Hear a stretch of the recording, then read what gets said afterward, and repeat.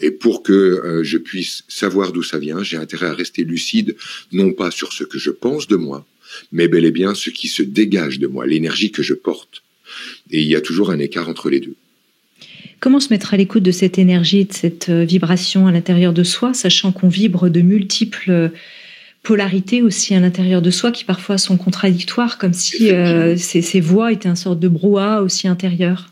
Effectivement. Alors, effectivement, ces voix peuvent apparaître comme un brouhaha puisqu'elles ne sont pas cohérentes dans la mesure où nous sommes des êtres multifacettes qui sommes parfois capables de vibrer tour à tour la plus grande tendresse et le plus grand ressentiment.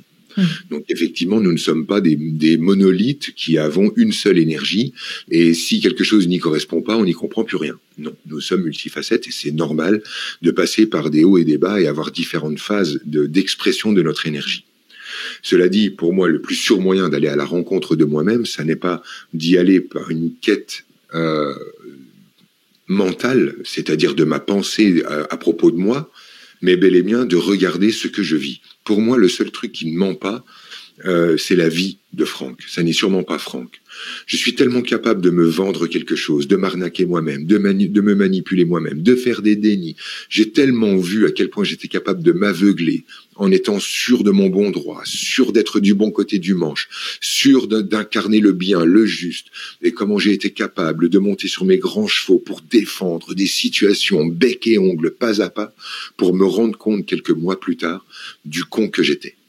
Et j'ai pas envie, si tu veux, j'ai pas envie de me faire ces allers-retours et de tomber des nues de temps en temps en me rendant compte de l'homme que je suis.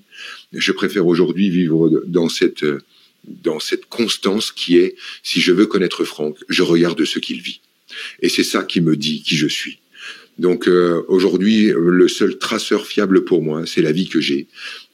Ça me permet aussi, si tu veux, d'être sorti de la posture de l'homme qui pense à sa vie, comme décalé, comme observateur extérieur d'une situation qui presque ne le regarde pas, comme lorsque j'étais, si tu veux, au plus haut dans mon énergie, ce que j'appelle aujourd'hui être complètement perché, c'est-à-dire dans ces moments où je vivais dans le silence, où je vivais dans l'instant présent et où, au fond, finalement, j'étais en dehors du brouhaha qui est fondamentalement moi.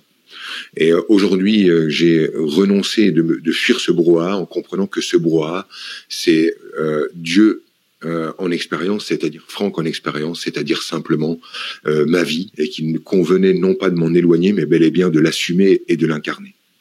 Donc aujourd'hui, vivre ma vie me permet de savoir qui est Franck. Et il y a des jours où c'est sympa d'être Franck, puis il y a des jours où je me dis aïe, aïe, aïe, aïe.